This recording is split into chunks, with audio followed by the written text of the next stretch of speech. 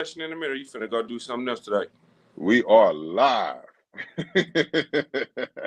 I got nah man, it's my lady B-Day weekend. So I've Oh, been ripping and running and doing everything business wise and still doing that too. So I'm finish off the night, just chilling and cooling, kicking back at doing what we do, man. Yeah, I'm talking about. So the P way. yeah, I'm talking about the only way. And the Yeah, P way is the player way. Yeah, I'm talking I ain't hella. about. Hey, you been watching the Did you watch the game? Oh, you ain't watched nothing. First and foremost, welcome to another live stream of your new favorite show. You know what I mean? No cap, knowledge and wisdom of KC and Parrish. Appreciate y'all rocking with us as usual. We are working through a new platform today, so hope all goes well with this new platform. But we are definitely working on continuing to improve in more ways than one, and continue to bring you more quality conversations, real, raw, and uncut from yours truly. What's up with my partner, man? Oh man, another day, another dollar. Another Indeed. day, another dollar. Hey y'all, we limited on time today, so it's gonna be now. That's good though, cause we've been working on trying to make sure that we've been trying to do them hour shows, so it's good. I guess we giving ourselves kind of like a little time. You know what I'm talking about? That's good Yeah, though. we'll get it all in. We will get it all in. Yeah. Hey, look, Raider Hmm. Nation, we stood up today. We Yeah, stood up, indeed. and I saw that. it was an ugly win. It was ugly. A win nonetheless. A win nonetheless. I don't even want to say this, but because I don't want to say it, but I'm going to say it. We need a running back. Pete, go back and look at your phone. Go back and look at your phone. You ain't, this wasn't even for you. Go back to the phone where you was chilling at. We need a running back, and we need them ASAP. Pete, go back to your phone. Now, Listen. when I was saying that, yeah, see, now you want to lean back and shit. When I was saying all that about the running backs and how valuable they are, and people can try to manipulate the mindset, just like people will manipulate something out of somebody to they'll push a narrative to make it work. All they've been doing talking about the running backs is devalued is because they want to devalue them because they don't want to pay them, but they really know how valuable running backs is. But they don't want to pay them. So that's why the narrative became a thing. But hey, the real is the real and the truth is the truth. You can't cover it up, man. It's gonna come out. Oh, running backs is devalued until a nigga need a running back. We need a running back. Shit. Our shit is looking horrible out there, boy. Hey, we had 125 rushing yards between four running backs today. Damn. Oh, so they trying to figure out who the back. They don't got no running back. Nah, they were trying to see whichever back can run. Who want a job? Nobody. Fire all their asses. My son Fire ready. all up. Call my son up. He ready. But Josh Jacobs, the one who was our running back, that nigga is in Green Bay. And they paid all that. They paid that nigga all that money. Nigga not even getting no play. He not even getting no play. He just sitting there. We offered him the same bread. He refused our bread, went over there, and ain't even getting no playing time. Blood is garbage. Fuck that nigga. Oh yeah, here you go. You got to try to stand on something, nah, I man. got to, and I'm gonna stand on that. Fuck that nigga. Fuck that nigga. Nigga gonna play us and then run over there and do his thing. I ain't fucking with it. I ain't fucking with it. Hey, what I was Call going him a to trader, huh? can I get that off of there? Oh, I can. Hey, so I was having a good conversation today Yes, sir. with GMP. I had a good conversation. Before I even do that, because Yes, sir. I was trying to see if our guest was coming, but I had a good conversation today with a dude from the military. He was in the military, and what did he do, P? Listen, when I got to his house this morning, I was doing a move.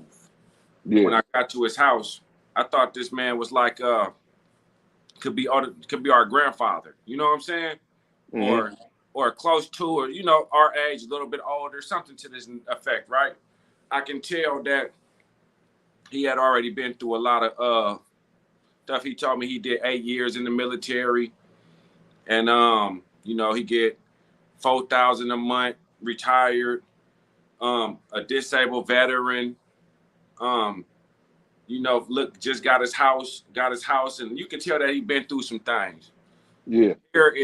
Hair grayer than hair gray like Santa Claus damn near, bruh. Mm-hmm. Right? Old man gray.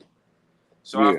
I figure he gotta be at least, you know, 60, maybe late 50s, you know, 60s, early 60s. He's telling me all the stuff he's been through and everything like that, and telling me how to finesse, you know, things like that. P, asked me how old the dude was. Don't worry, How old was he? 36. You lying. I mean, you ain't lying. Hold on, Bruh. wait. Hold on, bro. Hold on. You mean to tell me you thought the dude could have been a grandfather I'm trying to tell you. and you said he was 36? 36. So let me ask you this question. What you think was the cause of that? That damn military shit. Because one of the movers came up to me at the end. He was like, man, I'd much rather take this than what he going through. Because one was 30, the mover was 33. The dude who was moving was 36. Bro, looked totally different. Totally different. I said, yeah, shit. But he was telling me he didn't even, I said, what, you was playing sports or what made you go into the military? He was like, bruh, nothing. He was like, I didn't play no sports. I wasn't in no ROTC or nothing. And he said, I just went up there and I joined. But when you he start went talking, he went straight out of high school? yep. But look though, his mom was a military person. That's what it Oh well. was. Oh When you yeah, start yeah, getting, for sure. he Yeah. said his whole family had already done damn near did it, so it wasn't no Yeah. surprise then. He was Yeah, like for sure. they got in there yelling at him. But what he was telling me though, P, was this though. He was like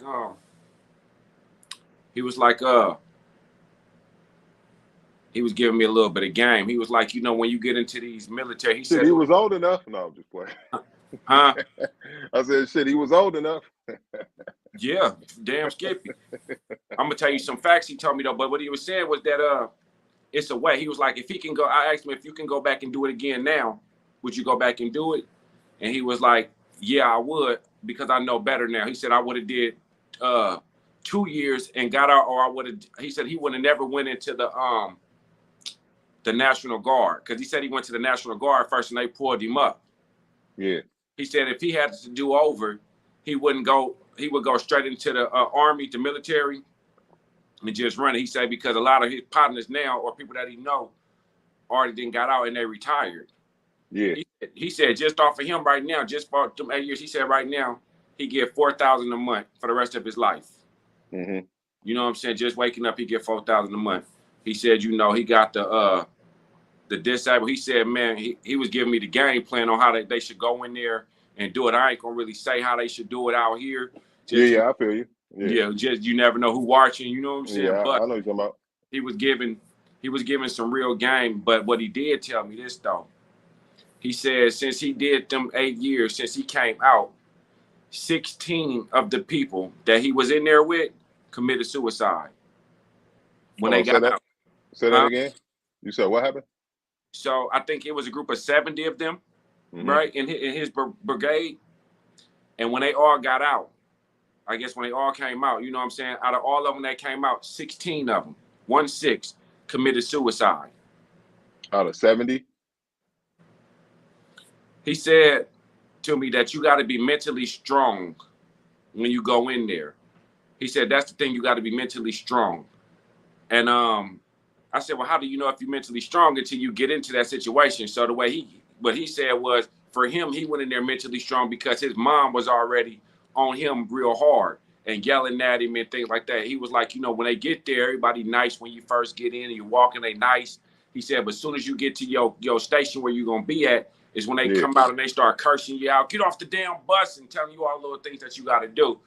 He said, but he was already prepared for it. He said, they're going to yell at you, make you do push-ups and things like that, but they can't hit you or nothing.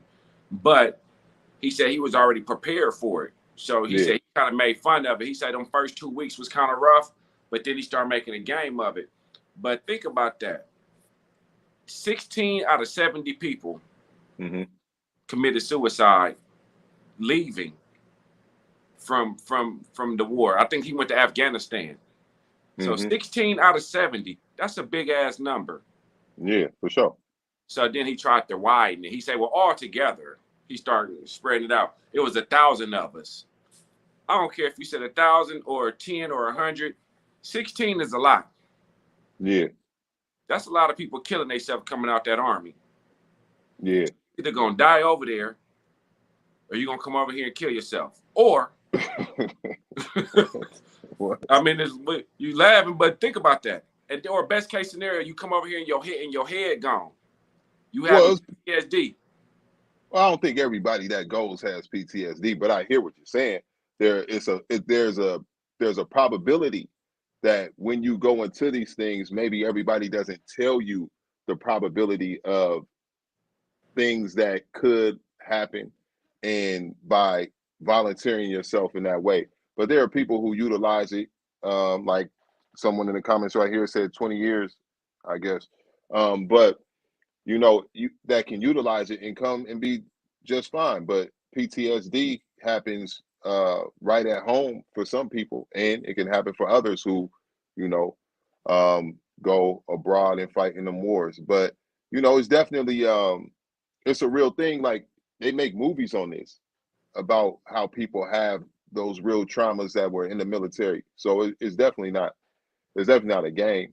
But the person you was talking to seemed like he doing just fine. He wasn't one of the 16. I mean, that nigga out on this. She said you gotta let her in, P. He said he was doing huh? You can see it. I'm looking at the comments. When you cross the train tracks and get out the kettle truck, it's on. I can't even see the comments, bro. I can't. You gotta go. You gotta still view it on YouTube. So we have a guest today that we are going to bring in. What's the guest name? Ebony. The guest name is Ebony. We are going to bring Ebony on today. We are also streaming through a different platform because last week when we wanted to bring a guest on, we were not able to, because through YouTube itself, you can't just bring people on. So we're streaming through a platform. That's why you hear KC over there talking about he can't see the live chat. But if you go on your other device, my young brother, and turn your volume down, you can watch the feed on there without the feedback. Yeah, I'm just giving you the game live and direct. Hold on. Let me turn. Make sure you turn your volume all the way down. And I see it too.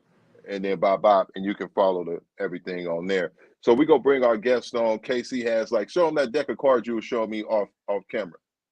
He got a deck of cards. He been working. Working. And I give you all the game today though. I'm gonna start. I know to start writing them down. So yeah, he got cue cards now to keep us queued up for topics and more discussion. So we go bring Ebony in. Add to the stickity stage. I need a pay raise because I'll be doing, you know what I'm talking about. Yeah, you do. What's going on with you, Ebony? Welcome to No Cap. I'm sure you have at least seen one of our episodes before, or have you tuned in and watched us before? I have. Yep, I've seen a few of the episodes. Okay, cool. And so you kind of know how it go. You know that we be off the cuff, raw and uncut, and it's a real conversation. So feel free to join in and chime in. KC has some topics today, so we're a little more organized to make it a little easier on you, but don't be shy about saying what's on your mind and giving your point of view. Okay, sounds good. Hey. And KC is up for the challenge. This is what he's been waiting for. So open conversation is what it is. I don't know if you just heard what we was talking about, but we were talking about the man who looked older than all of us. Right. 30 in the military. Right. You know, and my nephew, he talked about going to the National Guard, and Buddy said he went to the National Guard and they pulled him up out the National Guard and sent him straight to the military. Oh wow. Yeah. I didn't think they could do that, but yeah. Okay. So that's what that was. But I got a trivia question for y'all today. So before I do, Ebony, tell them something about yourself or something. Let me find what I was looking for. Y'all talk to P. All right. He wants you to introduce yourself. What you want me to say about myself? Yeah, we have never said anything about ourselves, but welcome to the show. I guess he want. Thank So you. what made you want to come on and join us? I guess we could start there. There you go. Well, Casey and I are family, Okay. and so him and I have a lot of deep personal conversations, Okay. um, where we definitely share with each other and give advice and help each other through things. And so he told me that you all had this platform Mm-hmm. where you all were, speaking truth and Mm-hmm. encouraging people and, just doing some of the things that God has called you all to do. And he Mm-hmm. asked me if I would come on and share my perspective on some of the topics. And I told him, sure, why not? So that's why I'm here. It's a pleasure to meet you. And I'm happy to be here. Absolutely. And yeah, so I see your comment there, C Bill. We definitely yeah, if you sign up, you better be ready to go. A lot of people don't really know probably what they signed up for until it's time to go. And I think kind of what KC was hinting at is once people sign up, they find out what it is. When they get back home is where some people have trouble integrating back into normal society. And then for others, it's smooth and they utilize it as a stepping ground to go. I know a few people that were in the Navy, in the Army, and they used it to their advantage as kind of like a stepping stone coming from or transition coming out of high school instead of going to college, Mm. and they're pretty well established now in their everyday life. But the other side of it is kind of what KC was just shedding light on, that, it's not so smooth of a transition back into the regular life. What do they call it? Civilian life for everybody. Um, Thank you. Oh, someone said, happy to have you and thank you for bringing that feminine perspective. But Look, mainly, I can see you are a woman of God. Thank you for being present. Certainly. Thank you. I'm happy to be here. hey, I found my trivia question. It's gonna be a little thrown off, but I'm gonna ask it anyway before I get deep with y'all. All right, let's get to it. All right, so look, if you and your partner Mm-hmm. is in an intimate session and they pass gas, Oh, this dude, what is he talking about? Really? Those are the conversations that we're having tonight? This hey, dude. hey, Pooh, in the middle, do you stop what you're doing to say something, or you just say, or you keep going and don't say nothing? I I haven't had to have that. Yeah, I'm I gonna haven't pass had on to. that one. Uh, I haven't had. I haven't had. I haven't had to deal with that. Thanks. I'm very fortunate. I haven't had to deal with that.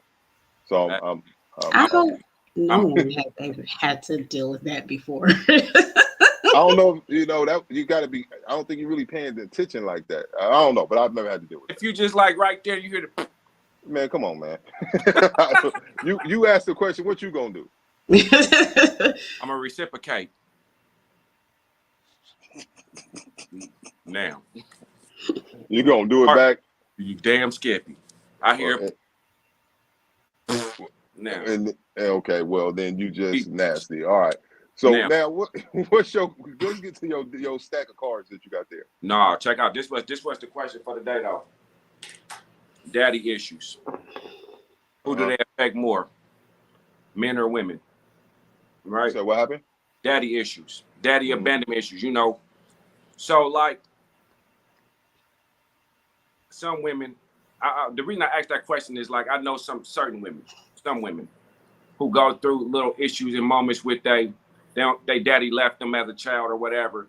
And I was thinking about it because I start thinking, damn, dude, do the father not being in the home affect the relationship or the relationships that a woman have later in life, and do they affect the relationships that men have? Like, if the daddy wasn't there in the home for the girl, do she know what it's like to be loved by a man, or do she have an expectation, or Do she hold a grudge or resentment towards other men because she feels some kind of way in her that this man might abandon her too? So she put her guard up. Is she gonna hold the wall up and say, you know, I'm gonna leave these relationships. I'm gonna abandon these relationships so another man can't abandon me? Or do men do the same thing? You know what I'm saying? Like, hey, my daddy wasn't there, so and my daddy had 7 kids with 4 different women. So I'm gonna do what my daddy did. You know what I'm saying? Because that's the right thing to do. Or you get what I'm saying? So who do daddy abandonment issues, father daddy issues? Who do they affect more, men or women? Ebony, you the guest, so you answer. I mean, I would say it affects both. I mean, I don't think it's or one or the other. I mean, I think it affects women in a way that is different than it affects a male child. I'm very, very close to my dad, and I can't imagine us not having that relationship. I feel like for me, he somewhat set the standard on what I saw a man to be. I know he has always shown and expressed how much he loved me, and so I wanted that in a mate. I wanted that in a relationship, but I feel like also because my dad wasn't in the house with my mom and I, and it was, you know, my stepdad, and him and I's relationship was not the same as it was with my dad. I feel like a lot of my stepdad's influence um, was over me when it came to relationships and different failed relationships and things like that. But now that I'm older, wiser, went through all those experiences, healed from a lot of different experiences, what I see my dad as is pretty much the example, and a lot of the qualities that my husband now has, um, my dad has. And so I feel like it does affect the daughter, because he is the man that the daughter's going to look up to. That's the first man that a daughter loves, the first man that loves a daughter, and the way he shows her that love, the way he is affectionate, the way he is just the way he cares about her, the way he responds to her, the affirmations and things like that. All of those things matter, and when they're not there, sometimes you go looking for that love in other places, and that could be detrimental. Um, and people can take advantage of that. And then also for the male child, I mean, boys need a man to look up to, and typically it's their dad that they look up to and admire and want to be like, and want to act like, want to talk like, you know, that's like their mini me.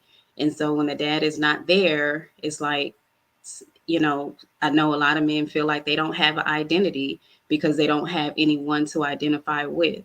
So I think it affects both sides. Yes, other people can come into the daughter or the son's life and make a difference, but there's always something missing. And it's that parent if they're not there. Yeah, I think you know, when you talk about impact, it can male or female, they're people. So people can be impacted positively, just like they could be impacted negatively. So there's definitely an impact. But at the end of the day, even if somebody had everything that and the parent has done everything and given them everything, they still got to stand up at some point and be their own person. Just like if a person doesn't necessarily have that father figure present, they still at some point got to stand up and become their own person. So while it's definitely ideal for the father to be in either individual's life, again, whether the father is present or not, you still, as an individual, have the job to do your job at some point. And so I know a lot of individuals who didn't have and didn't have the parent, the father in particular in their life. And if they don't take the approach of at some point it's their turn to do the job that they were looking for, then they will always be stuck where they were left at. So And then you have individuals who have both, and they still somehow mess it up. So I think that it's definitely a parent's responsibility to groom a child into becoming an adult.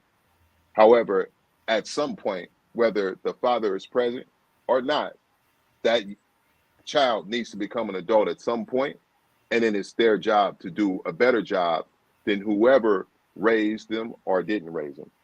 It's their job at that point. So you still got to become your own person and do your job and do a good job for yourself. Right. But what I'm thinking is like this. My next question would be, I'm gonna tell you why I'm gonna ask this. Is this why women no, listen. Is this why women choose older men? Because of the father not being there and they looking for that father figure? You know what I'm saying? Like, give me somebody who can kind of still raise me and mold me a little bit. You know what I'm saying? That's why they go for older men. Because they like, hey, my daddy left me, and this was the person that I look up to, I can go to for advice. This was the person who gave me the unconditional love. They loved me the way that I'm supposed to be loved. And this older person, this older man is going to do the same thing that my father did. So is that why women go to older men? And if so, you know, first I want to answer that. And then I think a lot of women are self-sabotaging their relationships off of the lack of the father not being in the home, because they don't give themselves the freedom to, they don't really get themselves the opportunity to be loved correctly unless it's with an older man. The older man can come in and for the most part, I guess the older man to come in and be more structured, I guess want to say more structured, more controlling, I guess more dominant. I guess they want to the words, you know what I'm saying? But I think a lot of women are, I don't want to even use the word settling, but I want to say I think a lot of women are choosing a supplement, a replacement. My daddy wasn't here, so I'm going to take this father figure to be my person. So you can't leave, and I can and we can fulfill everything in this role. What you think? Agree or disagree? I mean, I guess it would just depend on where that person is, um, what they want. I mean, everybody is different. And so some people's motive or intention when they get with someone older may be, my daddy wasn't here. And so now I want to be with this older person because he is replacing my dad. Um, and that's what they want and that's what they like. I know, speaking for me, and my husband is, I think, 14 years older than me. It definitely wasn't that. And it wasn't that I was looking to be with someone that was older. I wanted the things that I wanted in a man, the things that I wanted in a mate, he had. And it didn't have anything to do with the age, it had to do with the person that he was, the character, the man of God that he was. And he is the person that I know God created me for. And so, in that instance, in my situation, that's the reason we're together. The age was not a qualifying factor. He just so happened to be 14 years older than me. But I mean, there are some women out there that, maybe with the older man because they feel like he's replacing their dad. And there are some that they just happen to fall in love and that's the person that they're with. So I guess Yeah. it just depends. Also, too, some of that stuff that you're talking about, Casey, could be in a person's subconscious. People are not always naturally aware of some of the things that you're talking about right now. So Right, subconsciously, that could be something that's going on. But right, more on a conscious level, you do hear, and most people say this freely, that women mature faster than men. right. And that's something and so that could also be another factor for some women. They could feel like, okay, they are they spend time with somebody their age and they were together for 5 or 6 years, and the person their age wasn't ready to move how they were ready to move. meaning the things that they were looking, where they were at in life and where they were looking to go, the person that was their age was still years behind. In some Yeah. cases, women feel like that. And so the person that they become naturally attracted to is a person who fits more of the mold. Their age might be the reason that they fit more of the mold, but that doesn't mean Hmm. that it's the reasoning behind it. It's just because when they were in this pool of individuals that were closer to their age, where they were at and where they were going to, a lot of those dudes were still years behind where they were. So who they naturally became attracted to is the individuals who kind of fit that mold, right?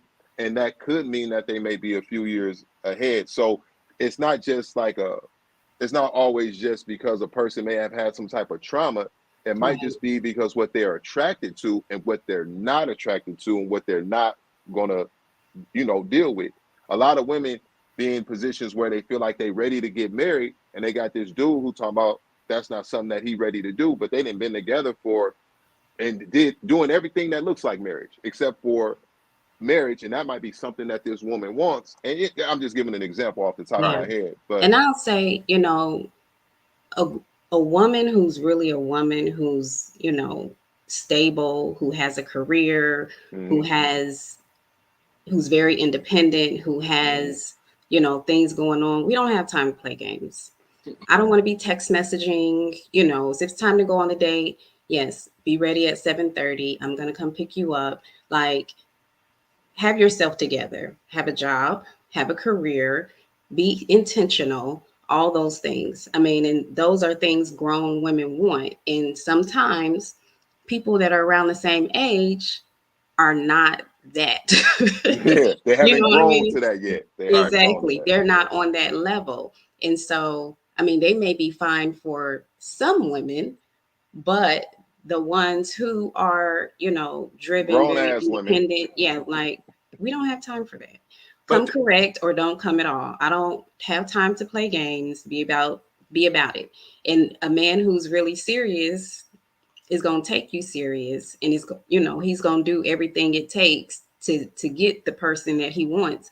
And on top of that, I like a little salt and pepper too. So Hey, I told y'all I've been winning since you know what I'm talking about, man. I'm telling you, that's hey, all. they be trying to tell me, you know what I'm saying? They be trying to tell me, like, P, you been rocking a great. I'm telling you, I don't listen to dudes. I don't listen to dudes. I That's listen. Hey, in you. no, Hey, listen. We had an I like a little episode. season. See, hey, listen. We had an episode, and I'm gonna pull it up. But we had an episode. Listen to this dude. Hey, look, youngster, your grades will come in at some point. Ain't nobody leaving you out. It's all right, brother. You'll get there at some point. It's all right. I You know what won. I mean? Wisdom. I got Yeah. Hey, one hey, that hey, time. your time will come. Don't rush it, young brother. But Hey, I told you, sometimes dudes be too busy listening to dudes and not nah, listening to women. hey, And Yeah. I was dying my thing in because I was listening to dudes. And then, it would be times I didn't have it in there, and they would be like, "Oh, that looks good on you." And I said, "Wait a minute, let me just go a couple months without it." I ain't went back. I ain't never dying this again, man. I'm out Yeah. Come pick me up on a date with a suit on. Don't come with no jeans and no sweatpants looking like we going to Chili's. No. here. I need I need you to come correct. You and I all, want to. grown, let's act grown, let's do grown up things. So I want to say something about this comment right here. Hold on. It was a comment that was funny to me. Somebody said they seen a woman on the side of I saw a guy on the side of the road getting his tire changed by a female AAA worker. But hey, what was he supposed to do? right, She I, he women out. paid for that service and she worked there. He was supposed to be like, "Hey man, give me the jack. Watch out." Hey, listen, I done seen plenty of them. But listen though, women been choosing older men since we was little kids. It ain't nothing new. But you know what I'm saying? I They think used they to pick him up from high school. right from high They school. was being fast though. That's Because they want to hop in the car, get you're picked doing up. too much, yeah. think about Yeah, That was me that's again. different. do they ever think about this? That for us as young men, the women that we like, the girls that we like, we start off with girls, right? We start off liking the girls. The girls that we like don't like us, right? We try to get with y'all want the older dude. You know what I'm saying? So we can be, I'm gonna start from freshman. We can be a freshman, but your dude is gonna be a senior. How do we even compete there? Right? You got this older you know, in high school, a freshman and a senior, that's like worlds apart. Yeah. So how do we compete with that? This nigga got a car. we Yeah, already nah, that's just Paris, y'all. That's just KC. had one too. That's what I'm saying. I'm agreeing with you that Oh, they yeah. like, oh, that's just Right. he in my grade. I ain't worried about him. As you get older, y'all keep that trend. So y'all go with, you know, I'm gonna go with the older dude, salt and pepper. Now, for us, if we go for the younger women, right? Let's go for the younger ones. As soon as we get the wrong younger one, y'all gonna start calling us all out our name. You damn pedophile, or you like no ass girl. You want to mess with these young ass things. You don't You want get no. you a grown woman. You don't want But this. see, you know what? A lot of older guys do date younger women. Yeah, cause the women that's we try to deal with, you're messing with the old niggas. So now we can't do nothing. Y'all been messing with the old dudes so long that when we come in, man, we got to stick with the younger ones. We better go get some. For me, salt and pepper is cool, right? For dudes, I guess for the women like dudes, I don't necessarily really be wanting to see hella gray hairs on. Don't give me no gray. I don't want to. Oh, you talking about on the woman? Yeah, I don't want to. I don't want to be on the date and I see the little chin hairs coming through. I don't want to see that you got your tweezers picking out little Definitely beard not. No, hair. definitely not. Well, then you definitely want somebody in their 30s and, lower 30s side, because the chin hairs come like early 40s. But hopefully, she takes them out. I mean, yeah, I would hope so. I would hope so. It don't, to me, it don't matter. You got to pick your person, no matter how it go. Older, younger, pick your person that's gonna fit you, regardless. You know what I'm saying? But I like to think that if we grew up in a complete family, at times, if we grew up complete, you know what I'm saying? I think even for men, because we just went straight to the women with the daddy issues, but as men, we got the same issues. You know what I'm saying? No, you mentioned the dudes too, but we kind of yeah. But nobody teach us how to really respect the women, respect our woman. Nobody teaches to go to the door with the dockers on. It's like the only time we would get dressed up if we was going to homecoming or prom. You know what I'm saying? You know what I'm saying? Mm-hmm. So nobody teaches you to, hey, I'm gonna go to the pick her up in these slacks. You see older dudes doing that. You know what I'm saying? Right? And so now, or you see it on TV. You know what I'm saying? Where they dress and they looking all nice, but I'm gonna dress comfortable. I'm gonna dress nice, but I'm gonna dress comfortable. But nobody to go get. But what? But if there's a woman that you really, let's say you come in a sweatsuit, right? Because that's how you know me. I own a gym. I'm sweatsuit shorty. I swear I wear sweatsuits every day. But let's say you come in a sweatsuit and the woman that you are with, or especially pursuing, says, "Hey, I prefer if you take me out and have a suit on." If this is somebody you can, in that moment, whether you were taught or not, you can learn this person. And you can make a decision with the person that you're learning if you want to put that effort in right then and there. Oh, I hear what you're saying. There's things that I like as well, right? And so putting on the suit could just make for a better date because this is something that she likes. So I'm gonna go ahead and throw this suit on for these dates. You know what I mean? It's not, you don't have to necessarily be taught it. You can learn it. Well, I mean, I think it also depends on where you're going. Because if you're going to a 5-star restaurant, you cannot wear a suit. You have to wear, you cannot wear sweats. You have to wear. I would rather, and this is just me. Even if I was a guy, I would rather going, you know how people say, I'd rather overdress than be underdressed. I'd rather overdo it and then realize, okay, she don't, that don't really bother her like that, and then the next time do it a little differently if it's something that's not necessarily a big deal to the person. But even when you are in a relationship, it's going to be places that you go that you can wear suits, places that you go that you cannot. You have to wear sweats or whatever the case might be. And I think that's cool too. I think it just depends on the person, where you're going, and what y'all doing that night. Yeah, and also I guess what I'm saying, if sometimes making other people happy in those relationships makes you happy. So if this is something that if putting a suit on makes her happy and it makes you happy to make her happy, then you learn how to put the suit on.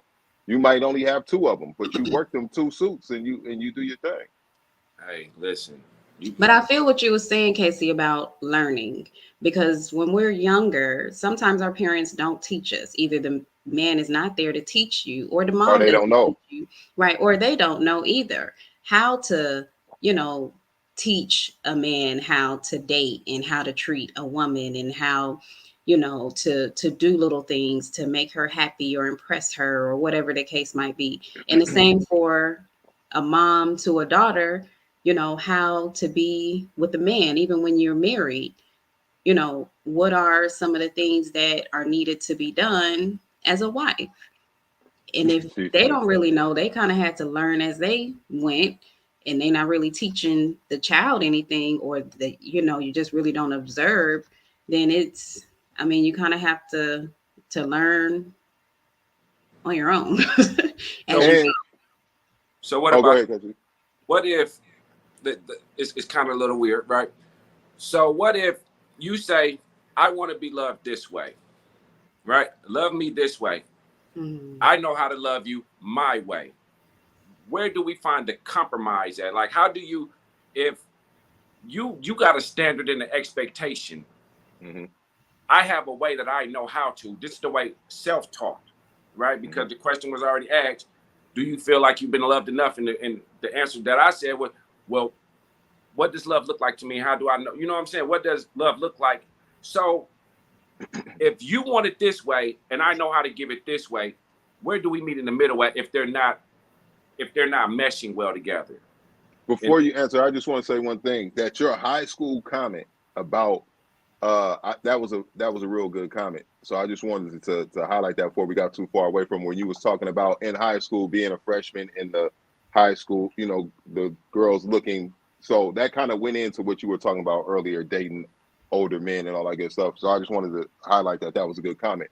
But you want to take that, Ebony, his question. What was the question? Yeah, I was looking at the comments. right, yeah, I was reading them too. the question was, you want to be loved one way, Oh, okay. Okay. right? I remember what Middle. you're saying. If he knows one, if he, this is how he knows to love. You're saying this is the How way you you want to be loved. How do you find a how do- common ground? Um, my answer may not be the popular answer, but I'm the best one.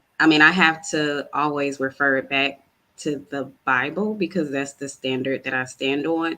Um, the Bible says that the man should love the wife as Christ loved the church. And so, in order for me to know how I'm supposed to be loved by my husband, I have to look at the standard of how Christ loves me. And so, that's my standard. And so, my husband, he,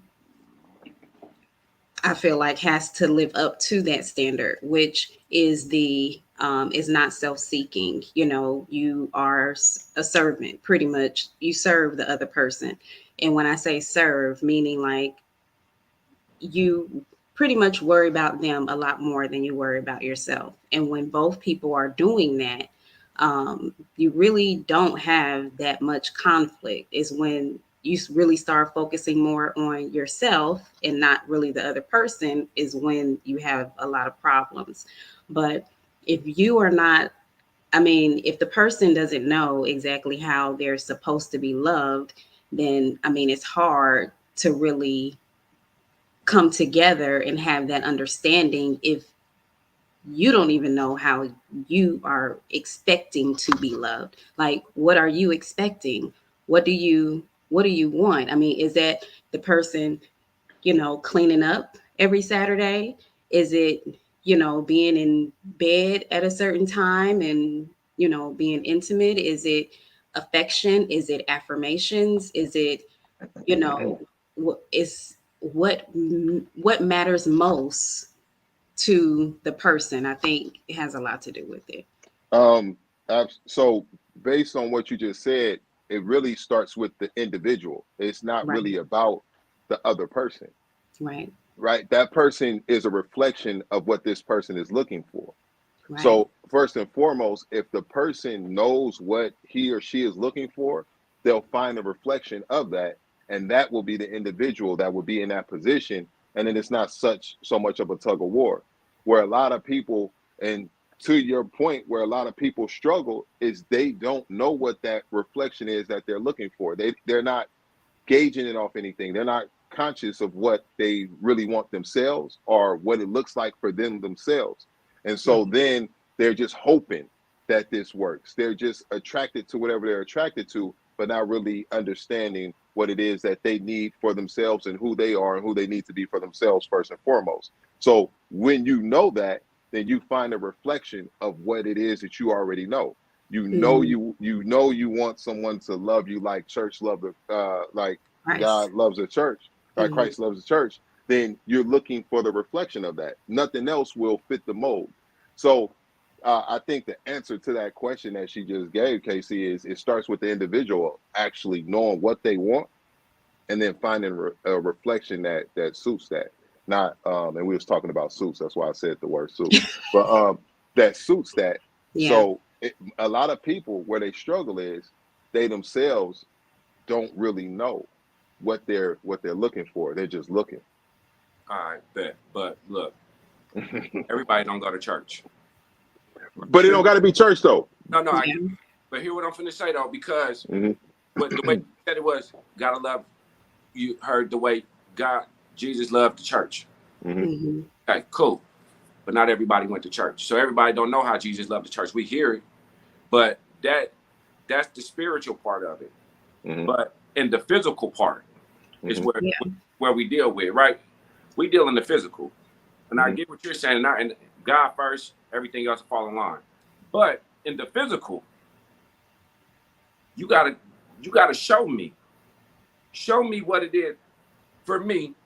Mm-hmm. If I'm going to love on you, my definition of loving you, making sure you fed, making sure you got a roof over your head, making sure you got clothes on your back, making sure you got somebody that can listen to you, that can talk to you, that can walk with you, that can help support, encourage. That's love to me, right?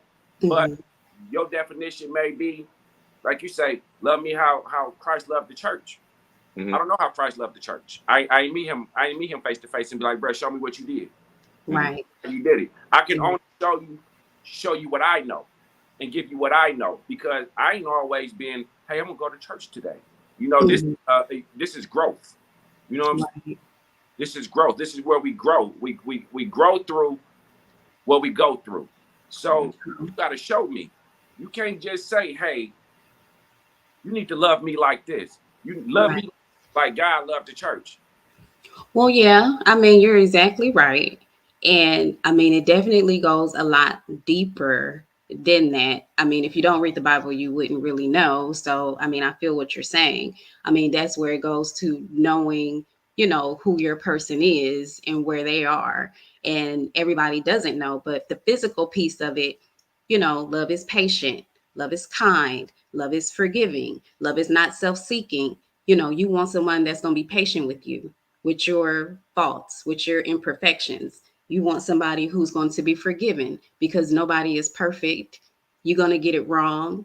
You're going to mess up. You're going to do something the person doesn't like, and they have to be forgiven. That's showing that they love you past your imperfections, past your insecurities, past the things that you've done to me that hurt me, but I love you anyway. And we're going to keep moving forward. The person in the comments put communication. That's very important. You show me that you love me by opening up to me, by talking to me, by telling me how you feel about me. It's not about give, give, give, give, give, which a lot of times I think men, which yes, men are the providers, but they feel like if I do this, if I do this, if I do that, then you should be good. And to some women, that may be good, That's a but I gift. need to feel love. I don't want you to give me things and do things and expect that to be it. Yes, you do need to do your part. That's a role. That's a kind of like a requirement, an expectation of a man. But then the softer side is, communicating, when we have a argument, apologizing, forgiving me, still loving me, still doing these things for me, even when I make you mad and get on your nerves. Yeah, well, now you better to apologize and forgive too, because Right. women will hold on to some. Now, hold on, we gotta. Oh, well, Yeah, before we go to I mean, that, it goes both ways for yeah, sure. It goes both ways for sure. And why we I always gotta apologize. why Why? For what? we apologize?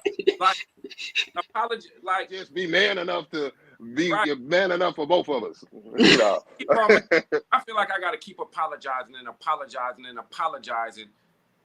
I feel like the apologies is gonna become less valuable. They're gonna become meaningless at this point. So now I'm just saying, Well, first of all, you shouldn't have to keep apologizing a million times because you What shouldn't you be doing doing the wrong? same thing over and over and over again. What you doing wrong? You didn't learn from it. your ass back on this side, P. Hey, I Your tried ass to. back over here. I was trying to. Relax. Stop. I knew what you was Stop gonna say, doing and I was trying to it. get you No, from. no, I got you. But see, here's the thing. We're gonna make mistakes, and sometimes women don't let men be emotional. They don't let men get in their sensitive spots sometimes. And when you don't let the man get into his sense, even though yeah, we can do all the things you just said, we can even say, you know what you just did? You just did something to make us mad. Maybe I hurt you. Maybe I did something to hurt you. Maybe I hurt your feelings. Maybe I hurt your feelings and didn't know I was hurting your feelings. Right. Maybe I just said something that I didn't think you were going to take offense to. Maybe the way I talk rubbed you the wrong way at a point. Mm-hmm. And now I got to find myself saying, hey, my bad. I'm sorry. I didn't mean to do that. Because you're going to take it, well, you did this on purpose. Did I, though? And if Mm-hmm. and do I need to apologize when I feel like, hey, I don't even think I did nothing wrong in this situation. I think I did everything correctly. But you say, hey, but you're not doing it the way I want it done. So now I find myself apologizing, but I don't. Mm-hmm. Do I really need to apologize? Or do you need to apologize? Because you were. Why the heck I need to apologize? You the one that did it. Yeah, see. No, but I But think. Oh, go ahead, Pete. no, I just wanted before we get into the apology. So I wanted to, because I know you use church as example for you, but there was a point behind it, and I just want to make sure we driving that point home before we go past it. And the Okay. point, it doesn't have to be church. That was an example that you gave for you. The point behind it is you really have two types of people. You have Mm-hmm. people who know what they want and people who don't. Right. But regardless, nothing stops either version of a person from trying to go get something. Mm-hmm. But people who know what they want usually have a better outcome because they go into it knowing what they want, what they're looking for. So they're not just blind and accepting anything. Right. So individuals that are having trouble, because we are here to actually help people. So we want to give them Yeah. tools to take home. It's past just a conversation. We're giving people tools to equip them. If Yeah. you are finding yourself having issues with a partner or keeping a partner or finding a partner or communicating with a partner, it's probably because you really are not looking at what you want in a partner to Right. start with and standing on that and then finding a reflection of that. It doesn't have to be uh, just the example that Ebony gave, but you do need an example of what you're looking for before you go looking. So that's the point that I want to make sure people know. There's two types of people who know what they want and they do the work to be a reflection of that themselves so they can Right. attract that. And then Right. you have individuals who don't know what they want because they don't really know what they want from themselves, and that's what they attract. So you Yeah. have to do the work yourself first, and then you'll be more attractive to the individual look you're looking for, and vice versa. It starts Mm-hmm. with the individual. Yeah. Now we was talking about apologizing. I totally agree with what you said for sure. I mean, you have to have some type of standard and one that's meaningful, not oh he got to be 6 feet tall and he got to make $100,000 a year and like that's very superficial. You know what I mean? The heart, what's on the inside of the person, is what really matters. How the person treats you, how the person communicates to you, how the person responds to you, all those different things matter. But back to the forgiveness piece. I mean, that's a part of showing love and receiving love. You show someone that you love them by caring about why they feel the way that they do. Even if you don't agree with it, they are entitled to feel the way that they do. Even if you didn't mean to hurt their feelings, something about that in them triggered them and it hurt their feelings. And so, if a person is vulnerable enough to share with you their emotions, their feelings, how they feel, because they trust you with it is definitely, I mean, and this is a man or a woman, our responsibility, if we love that person, to listen, to try to understand, and to let them know, although that was not my intention, I do apologize for whatever it is happened. So, Now let me come back to this side, like my brother KC so eloquently was yelling at me about. Very, very true. But I'm gonna come back to this side right now, KC, because sometimes people can use their emotions to try to control people because they want them to uh, buy into them and not really focus on anything else. And so if they feel like, oh, you're working too hard or you're doing this or whatever, they will use like, what's wrong with you? What's going on with you? Nothing. Well, okay, now here's this communication that we supposed to be doing. I say, what's going on with you? Nothing. Well, obviously there's something going on with you. So I'm gonna ask again. What's going on with you? I said nothing. Mm. So, these is real things that happen in relationships. Sometimes the man is looking to communicate, but the person that they're looking to communicate with just wants to be in a funk because they just want to take up some type of make you be in that mood with them and consume your energy so you don't put it nowhere else. So sometimes people are using they be faking the funk. Sometimes they just faking the funk to try to control a narrative, or they just don't want you to be focused on something, or whatever their reasoning could be. I can't say what all their reasoning is, but mhm. sometimes women can definitely act like everything is wrong, but say nothing is wrong. This is a real thing. They acting like everything wrong, but say nothing is wrong. They ask for conversations. They ask for a conversation, or when you give the conversation and you don't give the correct response. Like for me, one of my favorite things to say, it's good. You got it. It's okay. It's good. I'll let you have it. I'm not here trying to argue. I'm not here to debate with you. I'm not you got it. It's good. That right there, them two words right there, is good, will cause a whole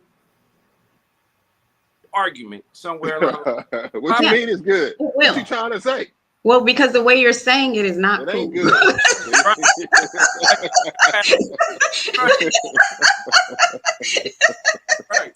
But what would suffice there if I know that my answer, if I answer this in a detailed way, if I answer Mhm. the question, whatever you may say or whatever the may be the topic, if I Okay. answer in a detailed way and I really give you the thoughts that's going through my mind, you may not like what I say, and that's going to cause a rift in because if I get too deep and technical with what I start saying, then you're gonna start like, yo, why did you just say that? Or you're being rude. So when I give you the simple short answer, hey, it's good. Have it your way because it'll eliminate half of these problems. And this is ultimately what you want anyway, right? You're gonna want me to take your way. You're gonna want me to choose your side, and I'm gonna lose either way I go. So let you have it. It's good. Let's keep it pushing. But then that's gonna turn around and say, hey, you're being passive. No, I don't want to argue with your ass. Proactive, proactive, I'm being kind of I'm whatever. your ass. That's what it's called. I don't want to argue. You know what I'm saying? I'm gonna let you have it, and I'll pass on the arguments because But it's gonna happen, it's right? going either way. No, no, I'm saying you're not gonna always agree. There's gonna be disagreement. So you can do your best to keep the peace within yourself and keep the peace within your home, keep the peace with your partner. But you're not gonna always agree because people are people. They're their own person. Nobody controls nobody. Everybody controls themselves. And so when a person is doing what they choose to do in the moment, you may not always agree with those choices. And that's where disagreements can come. And it'll usually start with, well, why did you do this? Or why didn't you do this? Or why won't you do that? Because that person is in control of themselves. And at that moment, the decision that they made was what they chose to do. And it just wasn't in line with what you want them to do. You got to deal with it. However, when you do have a disagreement, what's more important than trying to avoid disagreements altogether is being able to get back to your peace.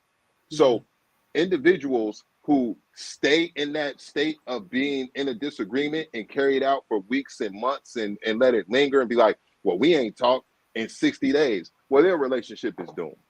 But an individual who might have a disagreement with a significant other and then moments later can find themselves back in love or laughing and holding a conversation and talking about great memories, well, that relationship is definitely set to, last a lot longer. If you could have like 1 second, you might be in a disagreement, but the next second you laughing and joking, that's a really great sign.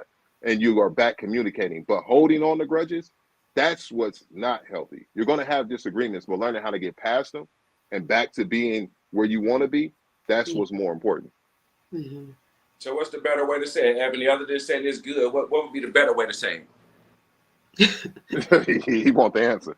Yeah. Well, one, that's like being submissive. Not submissive. Passive. Passive. And if you're telling me something and I'm like, whatever, all right, whatever, you're gonna feel some type of way. It's gonna make you feel like, dang, like that's how you acting about the situation. It's gonna make you feel disrespected. It's gonna make you feel like the person doesn't care. So by you saying, oh, you can have it, it's good, it's kind of like the same thing. So the person, it's not gonna make the person feel like, oh yay, okay, wonderful, we good. He said I can have my way. All right, great. They're not gonna feel like that. They're gonna either want to continue to pop off or they're gonna walk away mad and maybe even more upset than they were before the conversation. Back apologizing. Huh? And then you back apologizing. My bad. Well, sometimes, you know what though? Was a big issue. This is sometimes the problem, and people probably ain't gonna like this. What's a big issue for one person may not be an issue at all for the other person. Right. So that's sometimes where these energies get mixed up, because it might be a big deal, and for another person, it might not be a deal at all. And so they are doing their best not to get drawn into something that really ain't a big deal to them. So I think there's a responsibility sometimes for an individual that wants to communicate to find a way to communicate without changing the energy, especially if they can see that this ain't a big deal for this person. They're willing to talk to you, but not change the energy to where they might have just been chilling, having a good time. And then this energy change comes in where this person is now like, and they're trying to control the energy. They're like, nah, I'm not about to let you control my energy and change my energy just because what you're feeling over something that may not be a big deal. And they have the right to do that. So sometimes if you're feeling a certain way about something, you got to check yourself and be more responsible and come and say, all right, let me not go in there with this type of energy, how I was feeling.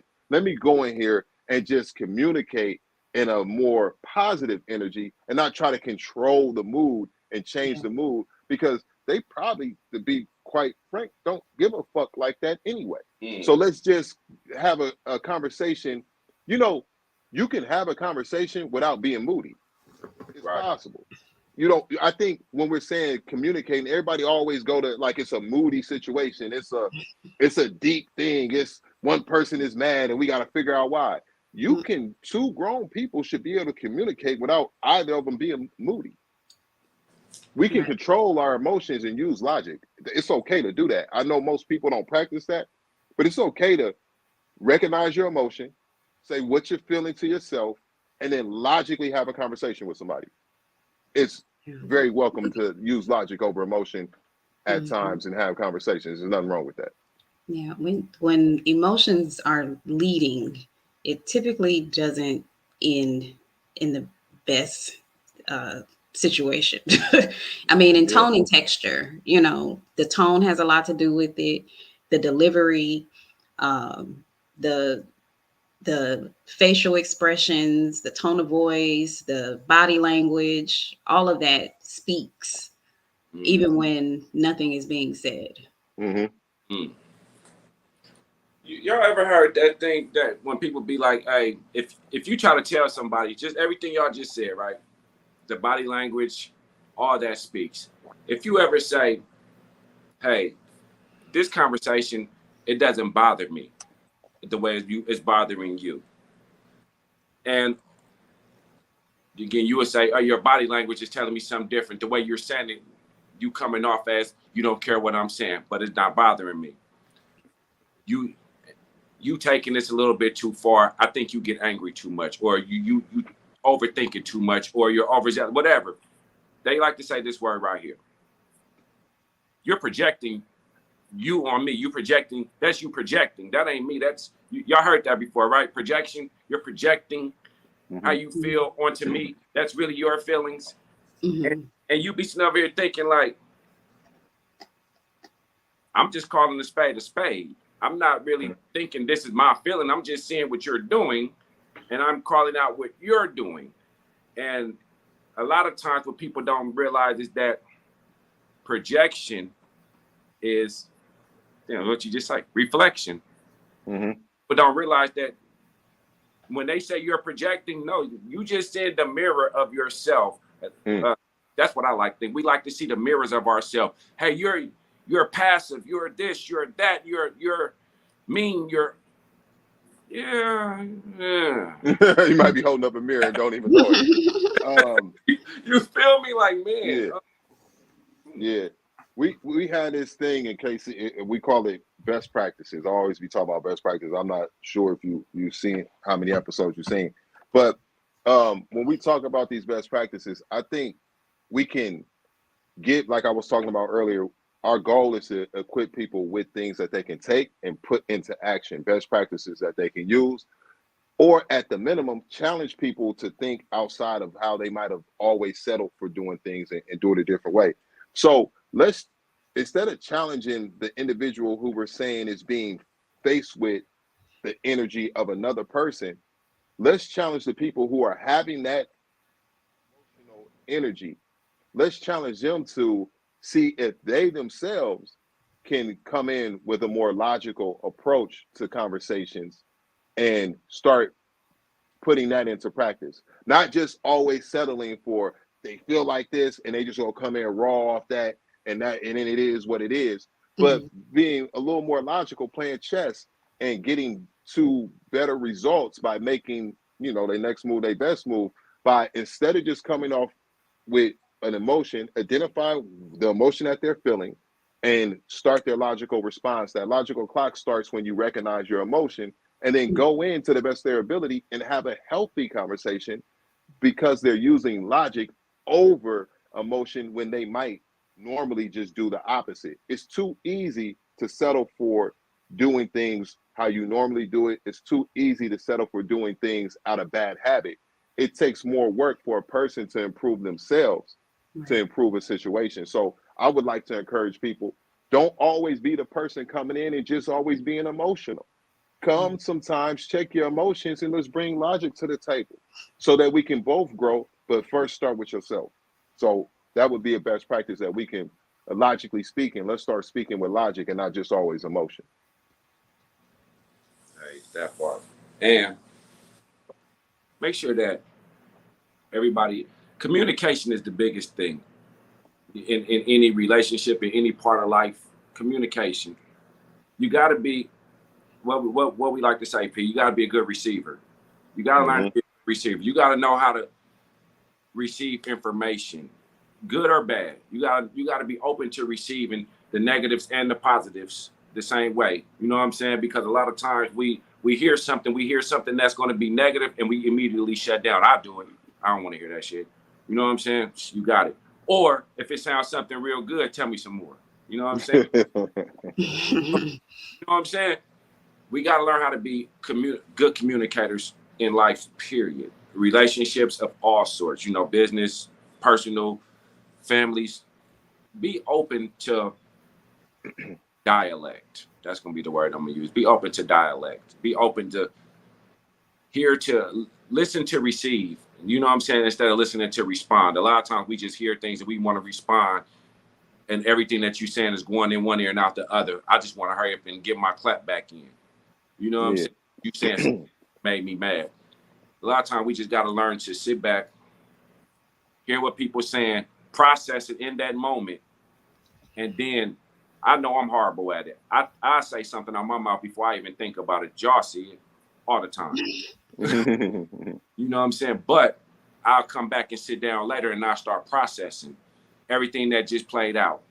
That's logic versus emotion. Right. You just described logic versus emotion. That's a perfect example. So make sure that we got good communication, that we keep the communication open where you can hear what, because everything you were saying, like, it was already common sense. You know what I'm saying? Like, it was the right answer, but it's still another answer. For every side, there's a flip side, right? So yeah, this is the good parts and this is what you should do. But what about the other side of it? You know what I'm saying? Where I ain't trying to hear this crap. You know what I'm saying? I want it my way, but my way ain't always the right way. And I don't be hearing what people be saying. I'll just say, hey, it's good. Because it's good. Absolutely. What else you got in that deck of cards? You got one more before we get out of here? Man, we got 3 minutes, man. We got 3 minutes. I had one, but You got any trivias, not that craziness you was talking about? I'm trying to find that trivia question earlier. Man, that's what I had wrote down, but I was in my little world when I wrote it. I don't have no real trivia for y'all right now because man, yes I do. No, I don't. I don't have one right now. I'm gonna come up with one later. I was excited to have our first guest on here today. Absolutely. So, Ebony, I'm glad you came today. Thank you. I'm glad to be here. Thank you guys for inviting me. Hey. Oh, absolutely. I think you'll definitely the people will definitely want you to come back. They said again. Huh? Go ahead and pop your collar one time. What you say? They said you God fearing today. Before we get out of here, you got another one for us? I've been watching Dr. Miles Monroe. I ain't gonna really give you a trivia question, but I want to give a question that I want people to come back with an answer for next week. This gonna be one for next week though.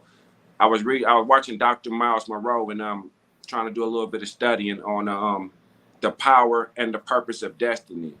So he gave 10 good questions, or some good questions. 5. I'm sorry, he gave 5 questions. So I'm gonna give y'all the first one, and then we'll come back next week. Who am I? Do you know who you are? Your identity. You know what I'm saying? The identity of you. Can you answer that question? Like, what's your purpose? Well, I think he gave me 5.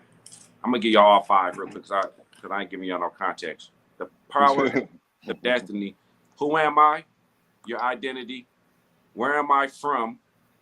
The source that you come from. Why am I here? What's your purpose? What can I do? What's your potential? Right? And where am I going? What's my destiny? Can we answer them 5 questions? You know, I ain't gonna tell y'all answer them right now because that's some questions that you got to think on. I got one though. I got a question before we get out of here. It was something that I heard on the Kevin Hart podcast like a year and a half ago, and they was having a debate, and I was wishing I was on there because I wanted to give my spiel. So we gonna just open it up real quick before we get out of here. The question was, is gift giving, good gift giving, is it a skill set? Like, is it like a talent? That's what it was. Is it a talent, or is it just effort? It's a gift card. Is giving, like, is a person that gives great gifts and puts together great parties and does things, you know, like they go do something. Is that a talent, or is that just effort? Or is it that a person, like a man, could want to do something, put his greatest effort into it, but just ain't that talented in it? Or is that an excuse for bad gift giving? That was the topic. So is gift giving great gift giving, is that a actual talent or is it only effort? You want me to go first? That's I think it's effort. And I say effort because if I'm paying attention to the person and I know what they like, I know what they're into, I'm listening for cues, Hmm. I'm putting in the effort and because I want to do it for this person.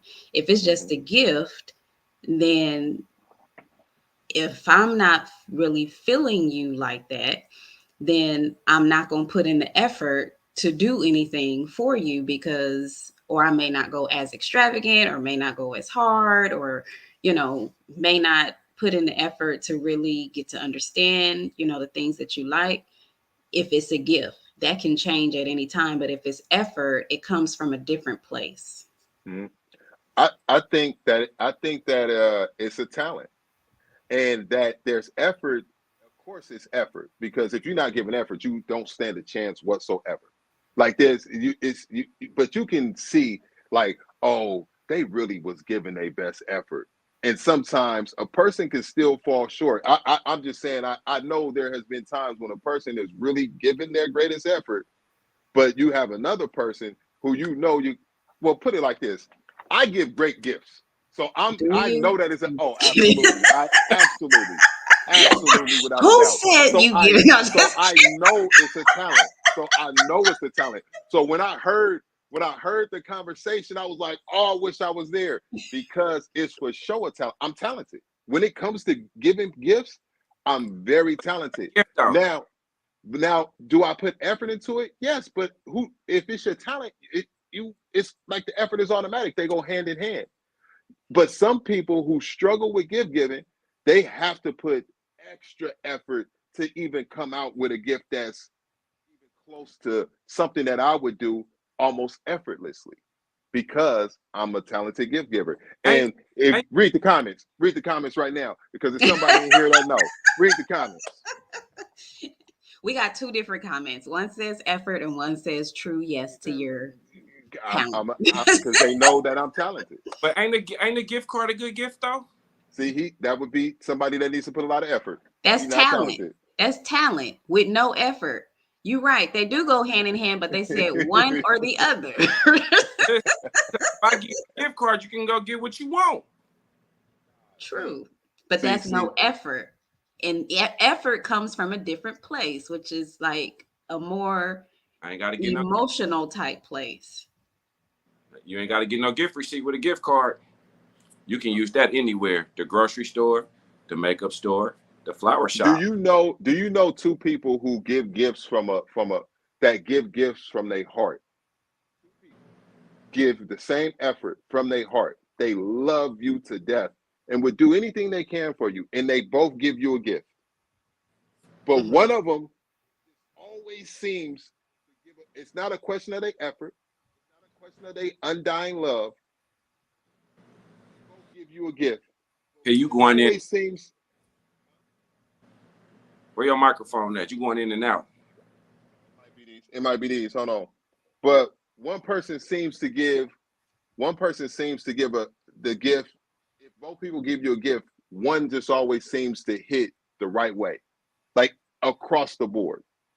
Can you think of two people that can give you a gift that for sure got your best interest at heart, but one just always seems like you like I know when they always take you somewhere else with their gifts. Only one. I mean, I don't have two. But I Yeah. mean, if the person that you said gives the great, wonderful, awesome gift, to me, if you don't know the person, how do you know it's a great, awesome gift for them? No, we If you talking don't about have, people that you know. We talking about like okay, your partner. We talking about gotcha. people that you know, people that Hmm. you supposed to be paying attention to. But if it's a gift, like you said, you have like a natural gift, then it shouldn't matter, right? You Well, always gonna get it right. yes, because it's a talent. Yes, yes, yes, yes. That yes, yes, yes. Because it's a talent. I'm gonna always absolutely, and I can't wait to do it. Can't wait to do it because I know this gift that I'm giving, I'm like, watch what it's gonna do. So even if you don't really know the person, like say it's a complete, like I'm going to a birthday party, I don't really know the person, but I know they gonna love this gift. The whole environment is. Okay. Hey, hey, It could be strangers, and I'm creating an environment. Uh-huh. I'm gonna make it flow. he just did something big real quick. That's what he finna do. That's why he just brought up that gift because he just went crazy in a minute. I know. I know what you're doing. That's why you over here setting up the play. I already know what you did, P. It's my lady. It's my lady born day. But yes, Look, man, happy well, birthday. yesterday was. Yesterday was. But no, yeah, it's a yeah, Libra. Libra. Yeah. But Hey, yes, happy birthday. I think that you definitely have to put the effort in. But some people are just talented, and it's a hidden talent. Don't take my talent away from me. It's a talent. Yeah, you're right. I'm not gonna take it. You're right. Gift card, yeah, stuff. Here you go. Don't give gift cards. Don't give gift cards, and don't say it's cool. You got it. No,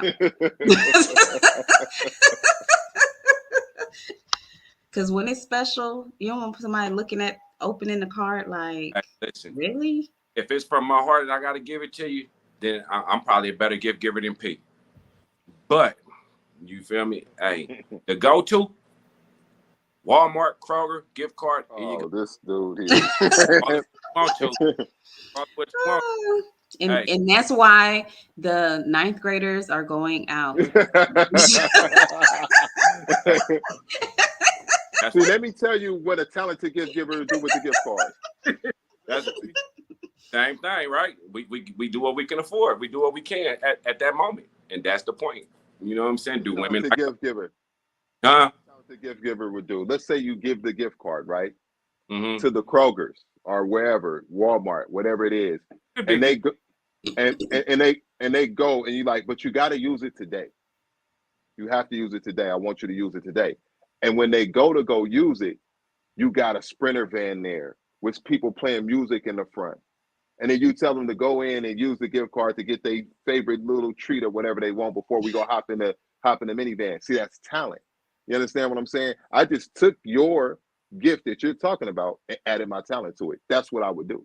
Yeah, that's upgrading it. That's upgrading the gift card gift. That's a talent. Look at KC. That's putting the sauce on it.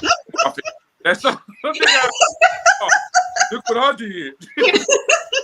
Hey, young brother, I just gave you some game. You better use it. Hey, boom. Hey, hop your ass in this car. We're gonna go get something to eat. And you that gift card. But stop playing. Hey man, that gift card said enough for two. Now I know that. Better stop playing.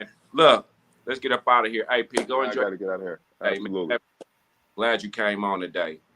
Thank you all. I appreciate. Thank you. Nice to meet you, P. Oh, likewise. So thank y'all for tuning in to another live episode of No Cap with Casey and Parrish, the knowledge and wisdom of Casey and Parrish, and our special guest, Ebony. I'm sure she'll be back for another episode. Make sure y'all catch the clips as we upload them here on YouTube, and be sure to tell a friend, have more people come in and keep the comments coming. We go keep coming live and keep growing it. We appreciate y'all for tuning in. Have a good one. Wednesday? We will be back on Wednesday. We are looking to do Wednesdays and Sundays. So just be ready to go and rock with us on Wednesdays and Sundays. It was this time, not me. I was there. I knew he was gonna say something. You put me under the bus last week, nigga. I was there. This week wasn't. It was P this week, y'all. So now, y'all hold him accountable now. Yeah, Casey was ready to go this past Wednesday, and I wasn't able. He put the thumb up. I wasn't able to go this past Wednesday at that time. All right, we'll be on this week, though. All right, P, go ahead and do y'all thing. Ebony, enjoy your evening, man. We out, bro. All right. God bless. Y'all be good.